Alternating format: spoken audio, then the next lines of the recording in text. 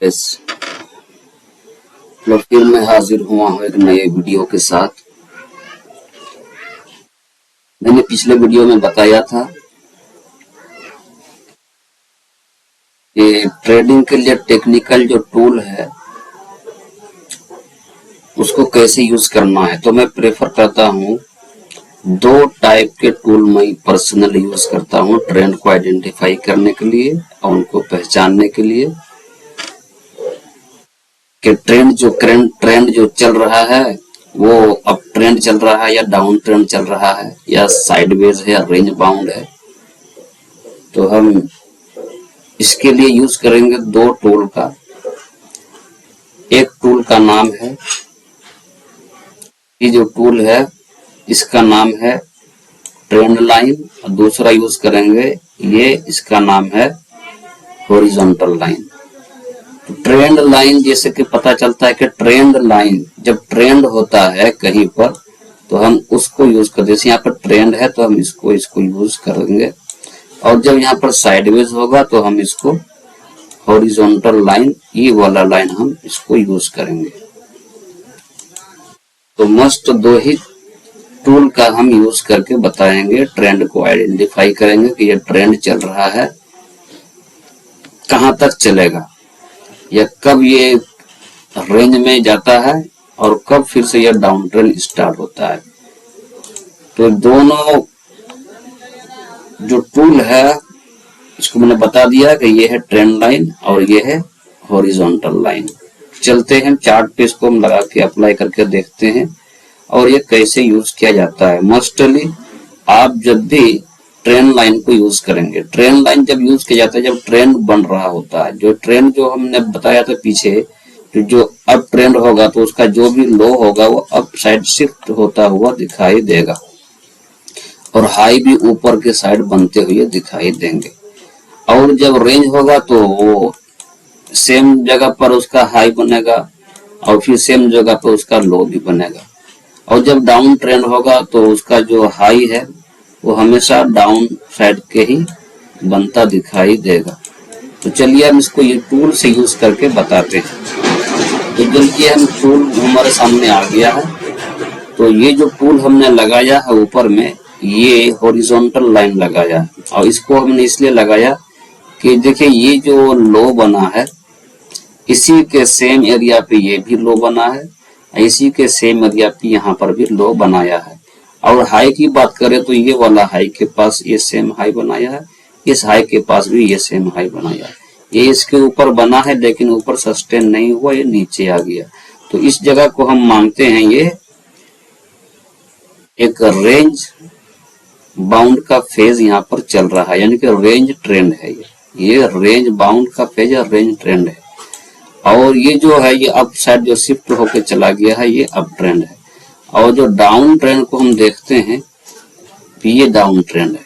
यहाँ पर हमने तीनों ट्रेंड को कवर कर लिया, ये अप ट्रेंड, ये डाउन ट्रेंड और ये साइडवेज।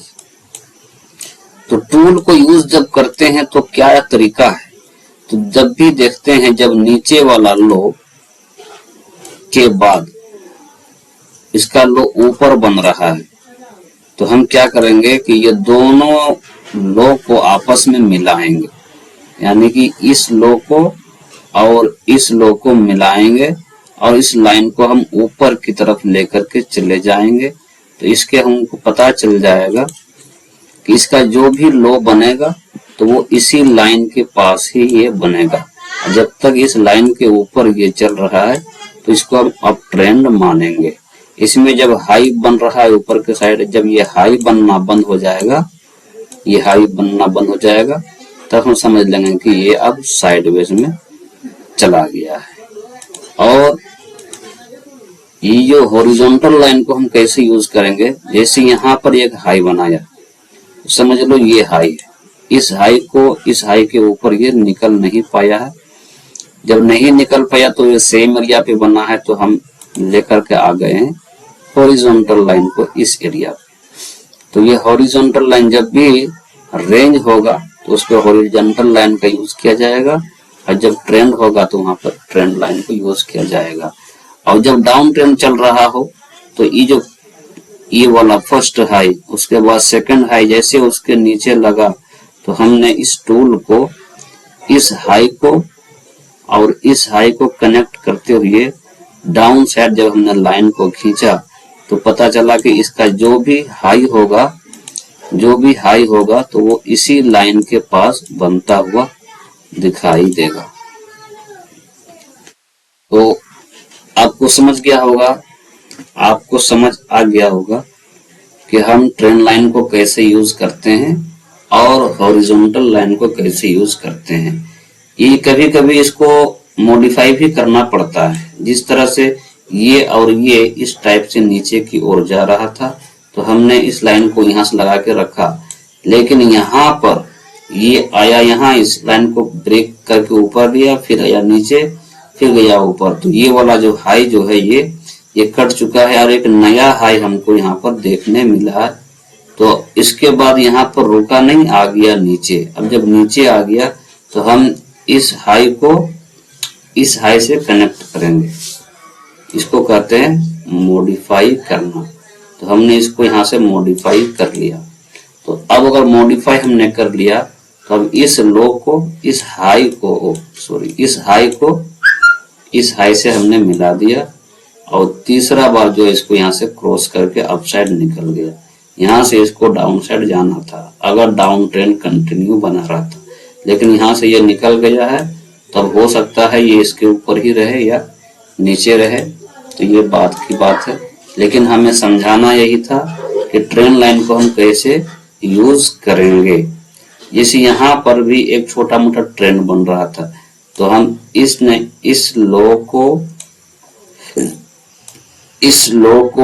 सेकंड लो को मिलाते हुए अगर इसको हम लेते हैं तो इस टाइप का हमको यहाँ पर ट्रेंड दिखाई देगा कि इस के ऊपर जब चल रहा था तो यह ट्रेंड था, जब इसके नीचे निकल के आ गया तो अब ये डाउन ट्रेंड में शिफ्ट हो गया। तो मुझे यहाँ पर समझाना था कि ट्रेंड लाइन को कैसे यूज किया जाता है। तो मस्ट समझ लीजिए, फर्स्ट लो को सेकंड लो से कनेक्ट करना है। जब हमने इसको कनेक्ट कर लिया तो अगला जो डिसीजन आने वाला है वो ऑटोमेटिक हमको कवर होता हुआ दिखाई देगा। इसी तरह से डाउन ट्रेंड में जब हमने इस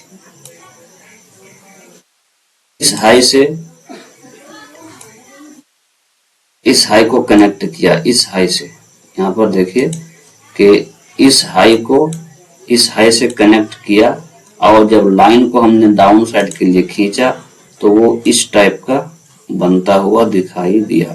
तो हमको पता चला कि जब तक ये डाउन ट्रेंड कंटिन्यू रहेगा इसके हाई जो है ये इसके पास बनता हुआ दिखाई देगा, और जैसे ही इसको टच करेगा यहाँ से नीचे आएगा, इसको टच करेगा यहाँ से नीचे आएगा। तो गैस आपको समझ आ गया होगा कि हम ये दोनों टूल को, ट्रेंड लाइन को और हॉरिजॉन्टल लाइन को, इन ट्रेंड लाइन को और हॉरिजॉन्टल लाइन को कैसे हम चार्ट पे यूज करते हैं, आपको अच्छी तरह से समझ में आ गया होगा। अगर वीडियो अच्छा लग रहा है तो कमेंट में कुछ कमेंट कीजिए, इसके लिए अगला वीडियो हम फिर से बनाने की कोशिश करेंगे। एक और भी चीज दिखा देते हैं, यहाँ पर देखिए, यहाँ पर भी जो है ये हाई सेम एरिया पर बन रहा था। तो यहाँ पर कौन सा चार्ट हमको बनता हुआ दिखाई दिया, रेंज चार्ट हमको यहाँ पर बनता हुआ दिखाई दिया।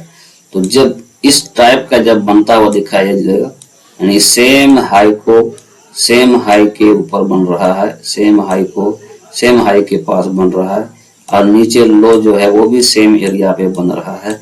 जब ऐसा बनता हुआ दिखाई दे बाजार में चार्ट को, तो आप समझ लो कि ये एरिया जो है साइडवेज का एरिया अभी बन रहा है, ना ही ऊपर जा रहा है, ना ही नीचे जा रहा है। जब ऐसा हो रहा है तो हम इसमें क्या यूज करेंगे, हॉरिजॉन्टल लाइन, इसको बोलते हैं हॉरिजॉन्टल लाइन।